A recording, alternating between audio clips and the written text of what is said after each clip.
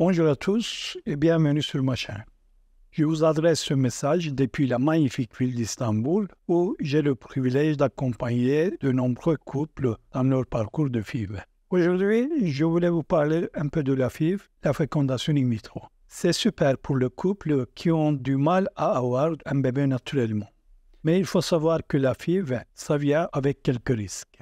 Par exemple, si on met plusieurs embryons, il y a plus de chances d'avoir des jumeaux ou plus. Ça sonne bien, mais ça peut aussi causer des soucis, comme des naissances trop tôt ou des petits bébés. Et puis, parmi les risques, il y a ce qu'on appelle le syndrome d'hyperstimulation ovarienne. C'est quand les médicaments de la FIV rendent les ovaires un peu trop actifs. Ça peut causer pas mal de douleurs et parfois ça gonfle tellement qu'il faut être hospitalisé.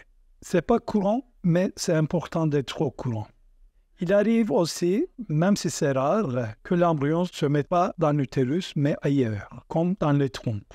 Ça, c'est une urgence et ça demande une intervention rapide.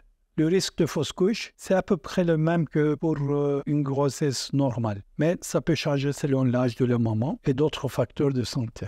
Comme pour toute procédure médicale, il y a un petit risque d'infection, de saignement ou de problème avec l'anesthésie. Et puis, il ne faut pas oublier l'impact émotionnel. La FIV, c'est pas toujours facile. Ça peut être long, stressant, surtout si ça ne marche pas du premier coup. Et pour finir, on étudie encore les effets à long terme de la FIV, notamment sous le risque de certains cancers. C'est pas encore tout à fait clair, mais c'est quelque chose à garder en tête. Donc, si vous pensez à la FIV, c'est important de bien réfléchir à tout ça et d'en discuter avec votre médecin. Chaque situation est unique. Merci d'être là et n'oubliez pas de vous abonner pour plus d'infos sur la FIV et la santé reproductive.